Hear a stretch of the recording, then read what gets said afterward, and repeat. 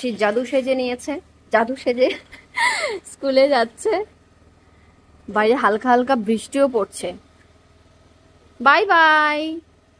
বসেছো ঠিকঠাক? বসেছো?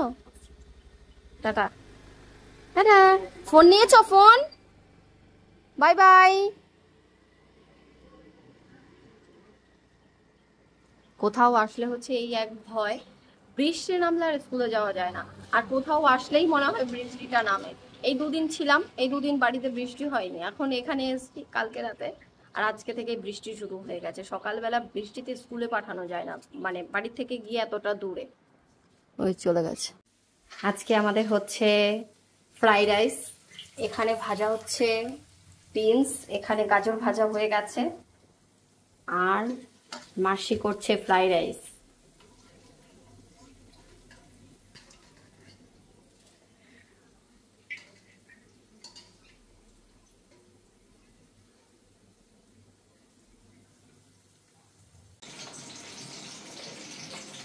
আমি মটন রান্না করব বলে সব কেটে কুটে ঠিক করেছি, কিন্তু দেওয়ার যেহেতু মটন নিয়ে যাবে বলছে, মানে রান্না করা মটন মনে হয় নিয়ে যাবে না। হ্যাঁ, তো সেই জন্য বেশি করে মটন এনেছে। অ্যাকচুয়ালি আমি 1 কিলোর আন্দাজে সব কিছু করেছিলাম, তা যেহেতু নিয়ে যাবে আর শাশুড়ি মা রান্না করবে সেই জন্য।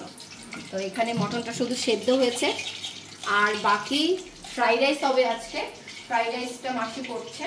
ফ্রাইড রাইস হবে না, ভাত ভাজা হবে। ফ্রাইড রাইস তো আর হবে না, তুমি বানালে ওটা ভাজা ভাত হবে। ভাজা ভাত খাবে যা হবে, তুমি তো খাবে না। না, আমি খাবো। তাহলে আমার ভাজা ভাত খাওয়ার কোনো ইচ্ছে নেই। আমি জীবনে অনেক ফ্রাইড রাইস খেয়েছি। Chicken fried rice, egg fried rice, veg fried rice, mix fried rice, Schezwan fried rice, chilli garlic fried rice. আমরাই কিছু খাইনি, কিছু করতেও পারি না। তোমরা খেয়েছো ফ্রাইড রাইস না, তুমি যেটা বানাও ওটা ভাজা ভাত। পান্তা ভাত ভাজা। পান্তা ভাত তো ভাজা না, তুমি তো পান্তা ভাত আবার কাঁটা চামচ দিয়ে খাও, তোমার দাদুর মতো।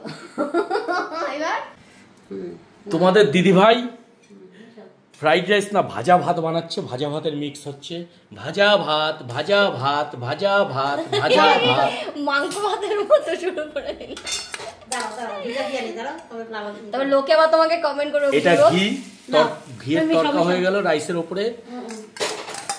বিনস আর গাজর ভাজা হয়ে গেল, হয়ে গেল ফ্রাইড রাইস। বাহ বাহ, এর জন্য এটার নাম রেখেছি আমি ভাজা ভাত। লোকে আবার কোনো বুড়ো ধরে বলছে ভাজা ভাত। একটু ঘি লাগবে? না না, আর লাগবে না, তুমি খাও করে।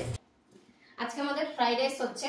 তো ফ্রাইড রাইসকে তোমাদের দাদা ভাই আমি নাকি ভাত ভাত করছি এইসব ভুলভাল বলে যাচ্ছে। ভাজা ভাত, ভাজা ভাত, ভাজা ভাত, ভাজা ভাত। কি করেছে? রাইস সেদ্ধ করেছে, করে তার মধ্যে বিনস, তার মধ্যে বিনস আর গাজর ভেজে ঘি দিয়ে নাড়িয়ে দিচ্ছে। আমার জীবনে আমি এমন ফ্রাইড রাইস দেখিনি। আমি জীবনে অনেক ফ্রাইড রাইস দেখেছি। Vegetable fried rice, chicken fried rice, egg fried rice, mixed fried rice, খেয়ে তো দেখবে কেমন, Schezwan fried rice, chilli garlic fried rice. এটা কি আবার ভাপে বসাবে মাসি? আর কিছু না, মিশায় তুমি ঢেকে রাখো। ये ফ্রাইড রাইসে তেজপাতা। এটা বাঙালি স্টাইল, এটা তোমাদের শেফ স্টাইল নয়, এটা বাঙালি স্টাইল। চায়নারা যদি দেখতে পারে তোমাকে এখনই নিয়ে গিয়ে মিউজিয়ামে রাখবে, বলবে আমাদের একটা ট্রেডিশনাল খাবারকে পুরো বদলে দিল। খুব সুন্দর হয়েছে ভাজা ভাতটা, দেখাও একটু চামচে তুলে। ভাজা ভাতটা একটু নিয়ে এসো, দেখাও। এই যে ভাজা ভাত, ও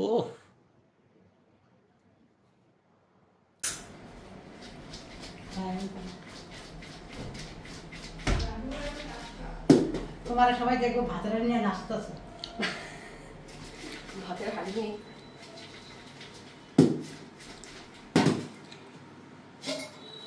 হ্যাঁ, ঢাকাটা দিয়ে মশলা সব করে রাখা হয়েছে। এখানে পেঁয়াজ ভাজা হচ্ছে, আর এখানে হচ্ছে মটন সেদ্ধ হয়ে গেছে। পেঁয়াজ রসুনগুলো দিয়ে দেওয়া হলো, পেঁয়াজ রসুন লঙ্কা বাটা, হলুদ মশলা সব কিছু দিয়ে ভালো করে কষিয়ে এখন দিয়ে দিয়েছি হচ্ছে টক দই।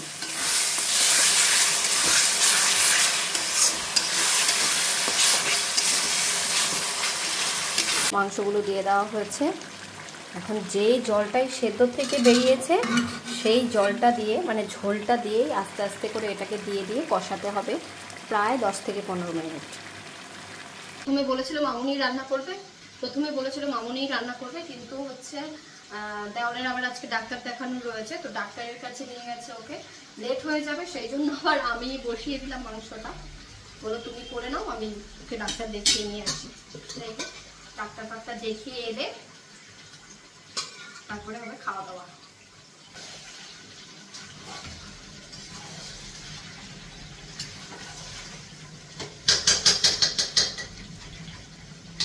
ঝোল দেওয়া হয়ে গেছে, এখন এটাকে 5 থেকে 7 মিনিটের জন্য ঢেকে দেব। বসেছে মেয়ের চুল ছাড়াতে, চুলগুলো এমন জট হয়ে গেছে, আমার কাছে বসলেও এরকম করে। এবার বসো বাবার কাছে, দেখো বাবা কেমন লাগে। চুলে জট লেগেছে মা, আস্তে আস্তে করে দেবো। মা তো এর থেকে জোরে দেয়। মা জোরে দেয়, তোমরা দুজনেই এরকমই দাও। ঠিক আছে, আমাকে এবার তোমরা টাকলা করেই ছাড়বে এই চুলগুলো এর উপরে। টাকলা হয়ে যাবি যা। বাবা তো আস্তে আস্তে করে দিচ্ছে আদর করে করে। চুলও ব্যথা পাবে দেখিস আবার।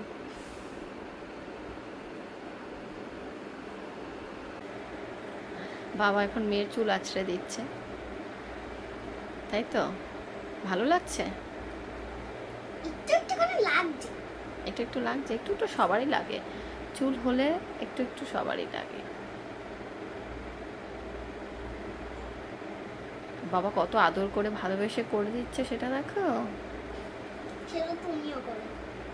হ্যাঁ সে তো আমিও করি, কিন্তু আমি তো জোরে জোরে করি বলছি। বাবা আমার চুল ছিল না, আমার খুব লাগছে। বলো।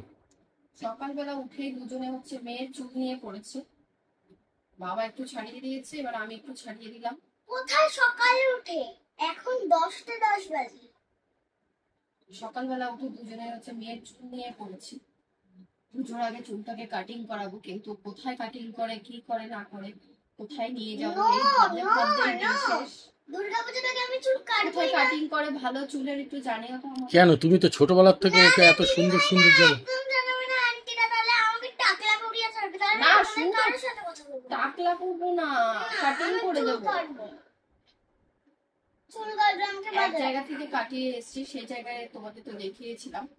তবে সামনের চুলটা কাটা একটুখানি অন্যরকমই হয়েছিল, সেই চুলটা নিয়ে এখন অব্দি সেই চুলটা মানে ঠিকঠাক হয়নি। দেখো গাইস, আমার এই বড় বড় চুল নাকি আমি এই পর্যন্ত কেটে দেবো, আমি কাটবো না। আমার এই পর্যন্ত না, ট্রিম করে সুন্দর করে কোথায় ভালো পার্লার আছে বা ভালো চুল কাটে তোমাদের যদি জানা থাকে তোমরা আমাকে কমেন্ট করো। গৃহাণী আমি নিজেও কাটবো। গৃহাণী নয়। এই যে বড় মামি এখানে, মামা ওখানে। এই যে আমরা যখন বাড়িতে সবাই আসে তখন আমরা নিচে খাই। নে না না খাই নাকি শশা খাস না? তারপর শশা খাবি? আবার ডাইনিং টেবিলে উঠে যাই যাওয়ার পরে। আজকে বড় মামারা এসেছে আমাদের বাড়িতে, মানে মামার শ্বশুর। সবাই বসে, হ্যাঁ মামা কিছু বলবে নাকি? কি বলবো, ভালো রান্না হয়েছে। আবার মামি ভালো আছে পটল। মামা এই যে রাগা বড় মামি। রাগা আমরা কেউ ডাইনিং টেবিলে খাই না, আমরা সব নিচেই। মামি বলতে পারবে না। সে তো জানি, সে তো বুঝতে পেরেছি মামি। যতদিন আমার ছেলেরা আসে ততদিন আমাদের ডাইনিং টেবিল সরাই দিই, একদম সরাই দিই, মানে সরিয়ে ফেলি, আর নিচে বসে সবাই আমরা খাই। আবার যে চলে যাবে ডাইনিং টেবিলের জায়গায় ডাইনিং টেবিল চলে। এই যে দুই টোনা তুমি এখন সন্ধ্যাবেলা খাওয়া দাওয়া হয়ে গেছে, খাওয়া দাওয়া করে ঘুমিয়েছি। মাসি আবার পড়ে গেছিল আজকে, আর আরশি টের পেয়েছে, কিন্তু আরশি আমাদের ডাকিনি, বলে তোমরা তো ঘুমাচ্ছিলে।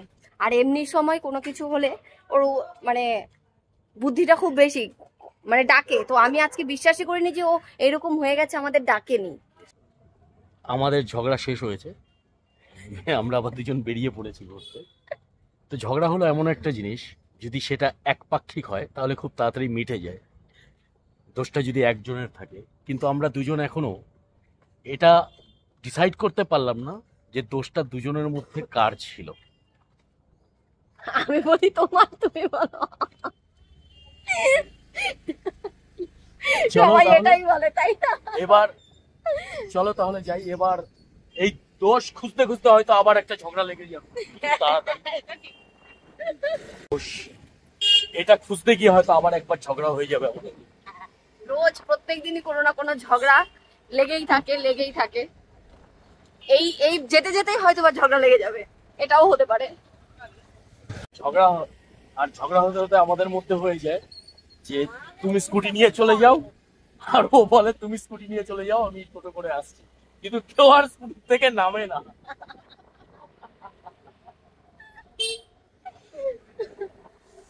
ময়নাপত্র ঢুকেছে, সেইগুলোর এখন সব ইনকোয়ারি চলছে। যাই হোক, সবই তোমাদের ভালোবাসায়, তোমাদের সাপোর্টে ততটা পেরেছি, যাওয়ার চেষ্টা করেছি।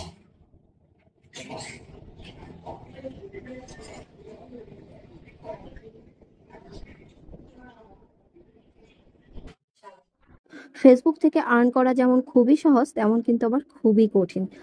তবে এটাই বলবো, নিজের কাজ নিজে করো, নিজের চেষ্টাটুকু নিজের মধ্যে থাকলে একদিন অবশ্যই ভালো কিছুই হবে। বুড়ো বয়সে বলে না বিরতি শখ জাগে, এরকম হচ্ছে অবস্থা। বুড়ি না, এরকম আমার ভালো লাগে না, কিন্তু সুন্দর লাগছে। মনে হচ্ছে কি ইসে ভালো লাগছে। এটা পড়লেই হবে না, এটা পরে আবার পাড়া ঘুরতে হবে, তা নাহলে লোকে দেখবে কি করে। পাটা তোলো। ভালো লাগবে না, এক পাই ভালো লাগবে। ভাল লাগছে এক পায়ে। শোনার জন্য নিলে একটা নাও আছে, নিয়ে নাও। পুরো মোজার নিচে থাকবে।